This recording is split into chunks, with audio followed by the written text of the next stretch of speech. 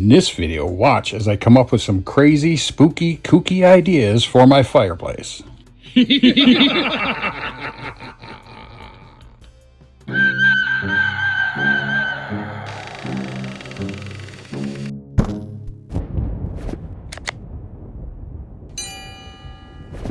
Hello, all you DIY fiends out there.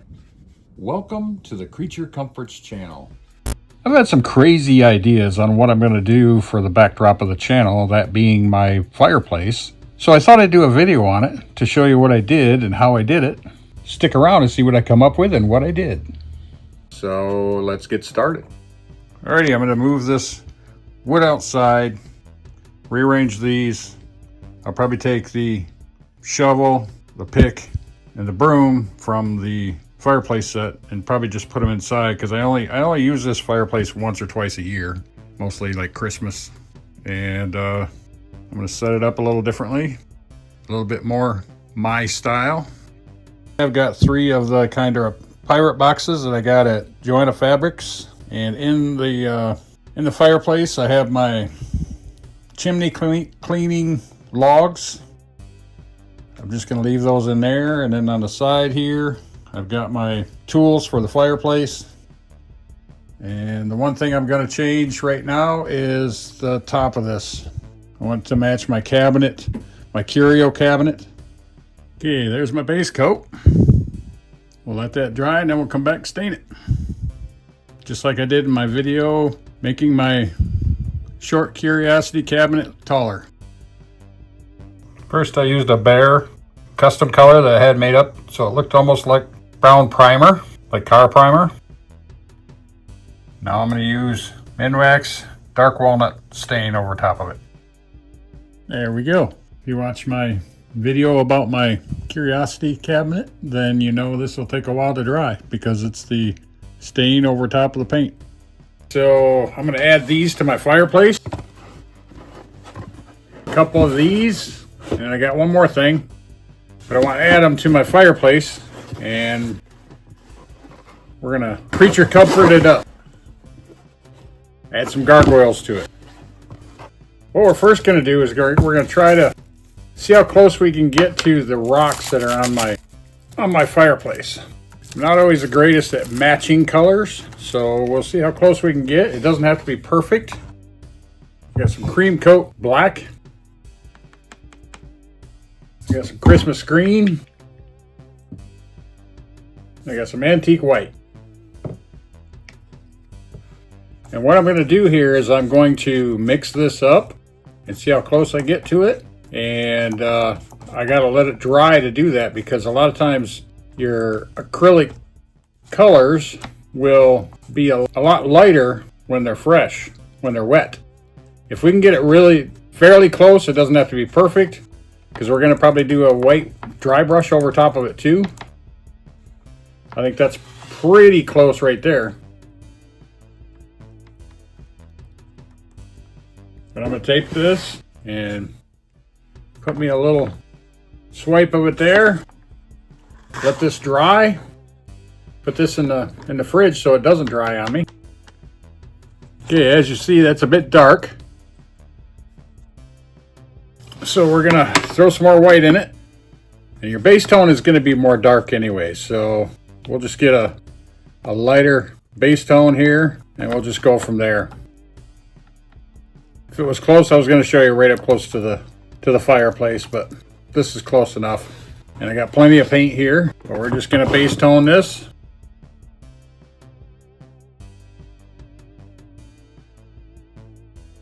Not sure when I got these, it might have been about this tone, but I used them for a different project and painted them up then. Actually, I think they were kind of whitish tone when I first got them.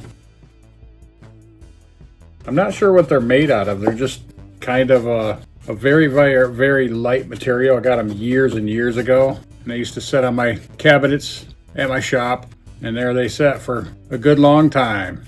But now that I've retired, finding a new use for them in my home. Some of this stuff is kind of a pain in the butt to paint, just because you got to get down into everything. But that makes it all that much better when you use the dry brush on it.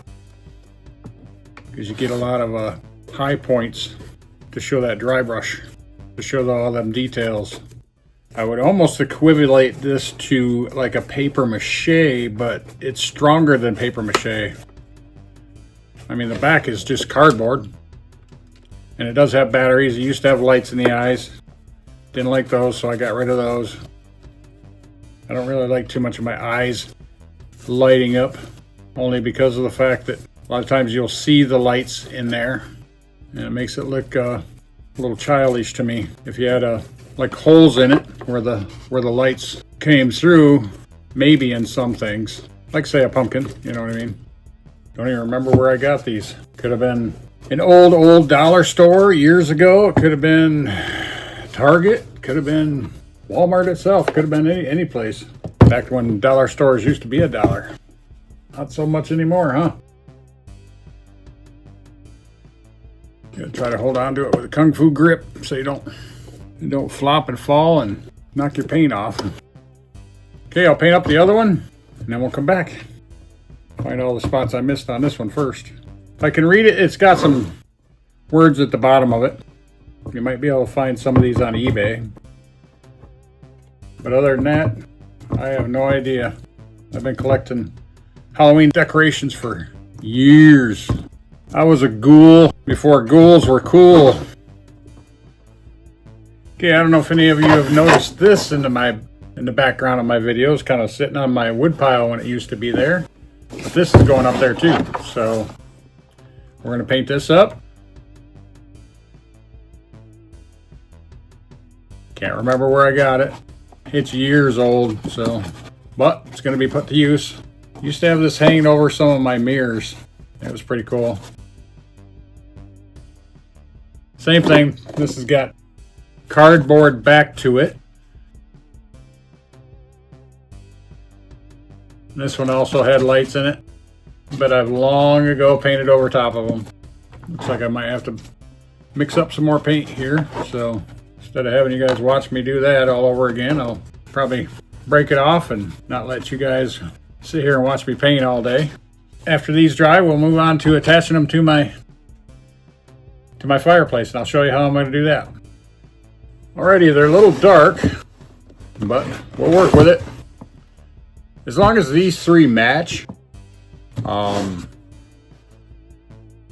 don't have to perfectly match these stones, but I wanted to get them close, but we'll see how close they get. So we're going to take some more antique white.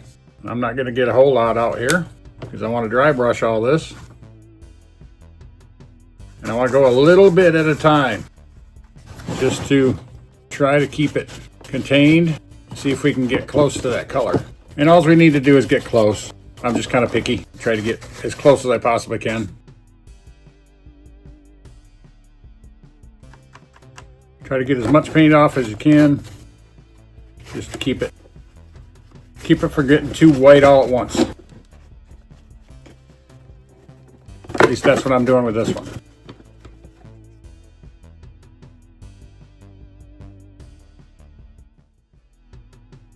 And if we want to make it brighter, we always can go another layer.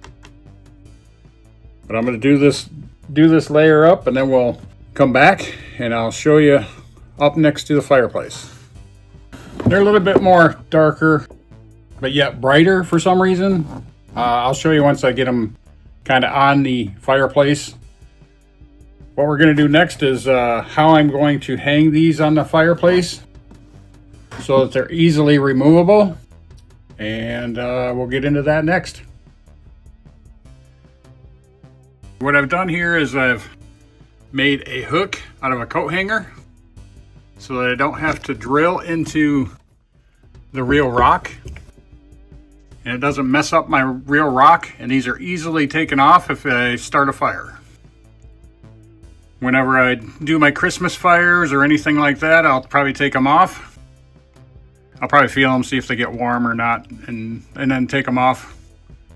But I made an extra long hook, and it's hardly noticeable once we hang this on there. I'll show you in a sec here. On the backs of these, they have this little one-hole loop where you hang it on a nail to hang it on the wall. And that's what I'm going to hang how I'm going to hang them on here. And because the rock moves in and out, you have to kind of fiddle with the distance it's going to be away from the wall or away from the fireplace. But we'll get those hung up. See if I can do it one-handed here.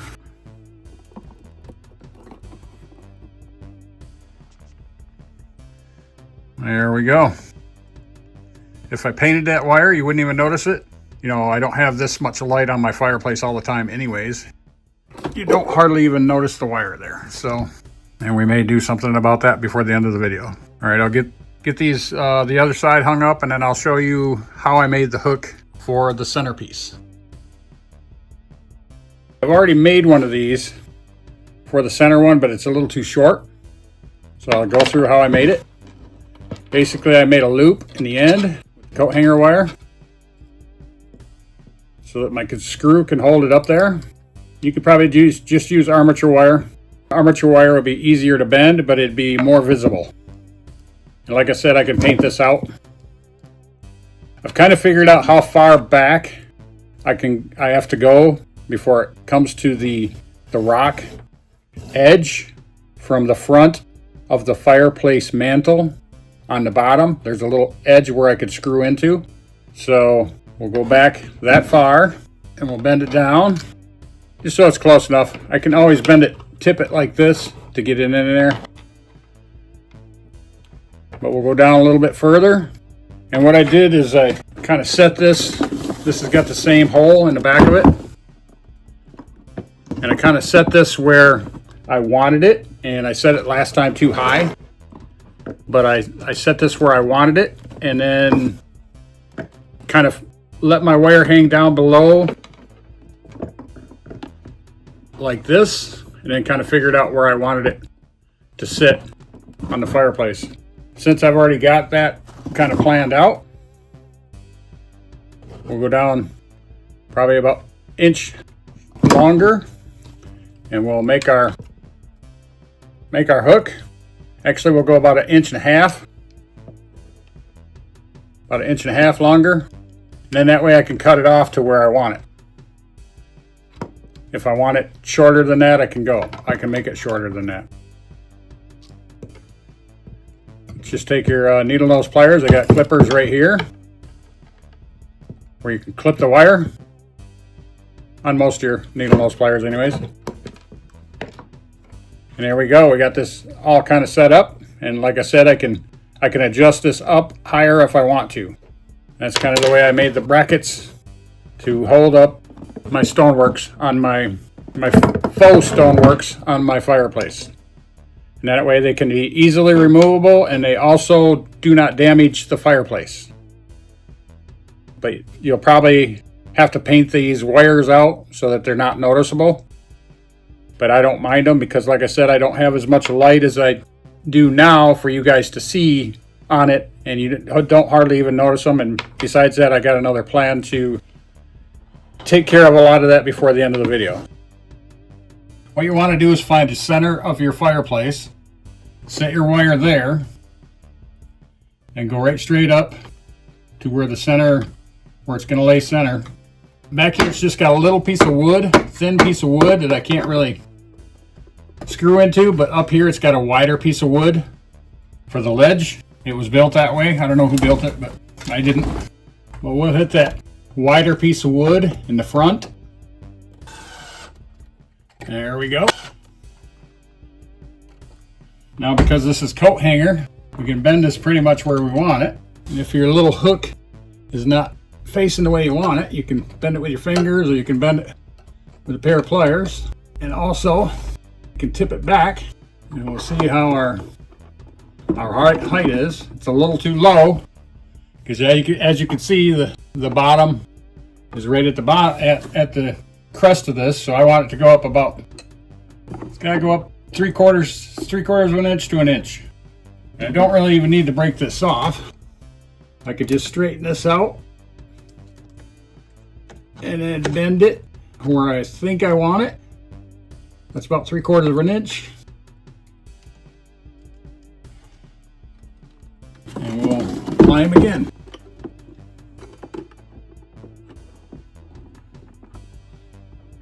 There we go. That's pretty close. Might need to go up just a hair more. Okay, I'm going to adjust this and we'll set it up so you can see the three together. Yep, they're a little off color, but I don't mind it. I can play with the color off camera. See if I can get it even closer.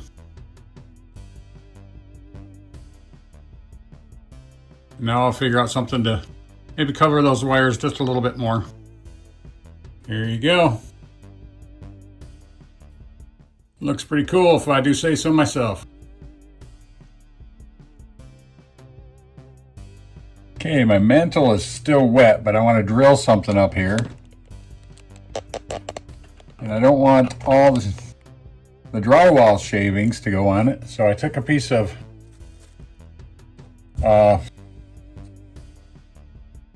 cling wrap and stuck it all at the bottom here. Stuck it on the edges together. And we're going to stick it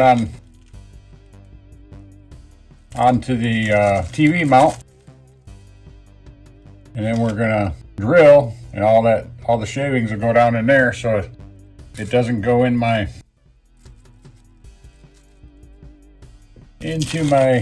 wet stain at the bottom, hopefully. Let's try this.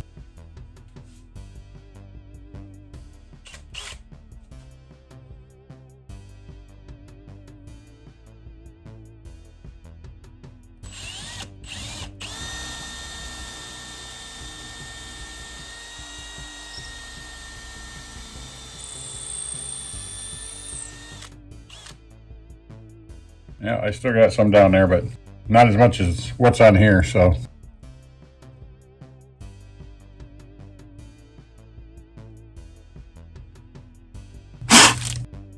No, that didn't work. Okay, so my suggestion is just wait till the stain dries. So we all screw up sometimes, don't we? Okay, I've got these lights that I'm going to backlight my TV with. They're just white lights. Bought these lights quite a while ago. They're the brand Christmas Valley. I'm not sure if they're even in business anymore. I bought them quite a long time ago at like Menards on a Christmas sale. I'd imagine you could find these on Amazon. They're just kind of a rope light with LEDs in them. Just a small one, a little 1/4 inch, I believe. If you're gonna do what I'm gonna do with them, to add them to the back of your TV, then I would suggest making sure they got the little looped brackets and the screws along with them. I've had colored lights behind TVs for quite a while, so I'm just going to do some little tranquil white lights, and I'll show you how I'm going to put those on the back of the TV. Okay, this is the way I've done it to my TV. I've screwed these right in the back, so I don't have to worry about command strips or tape or anything like that holding these lights on.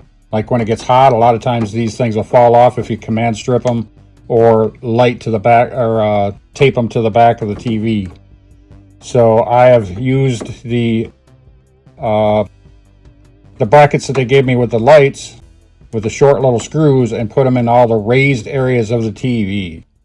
Now on your TV, I wouldn't suggest you do this unless you kind of know where the electronics is, and don't take my suggestion to use it on your TV because I don't want you to break your TV.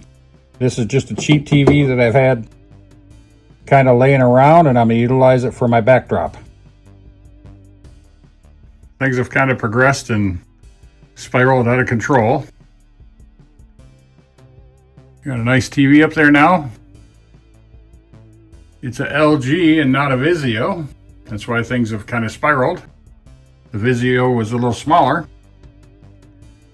And the Vizio, the remote wouldn't work on it. So I wasn't able to get to the picture slideshow, which is what I'm using right here to show my backdrop for the channel. And I've also added the ivy underneath the TV to cover up the cord for the TV.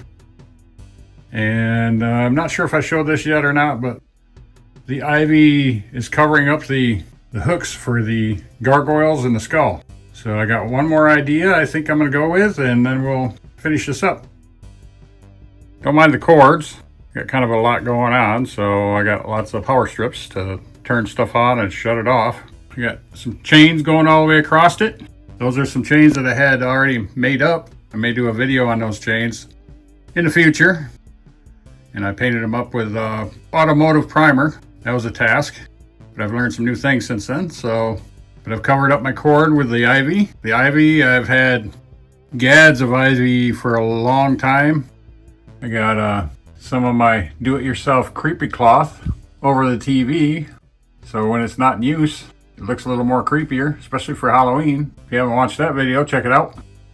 I'll show you with the TV on. We got the backdrop of the channel in the television. It's not a smart TV, so it doesn't have internet. Maybe one of those will be in the future once the channel grows. But thanks for watching. Thanks for supporting.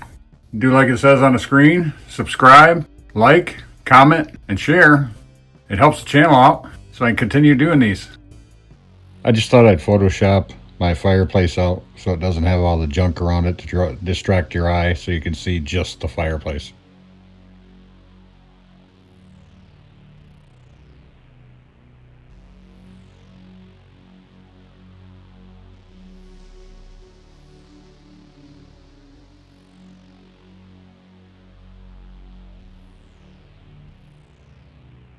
Thank you for watching.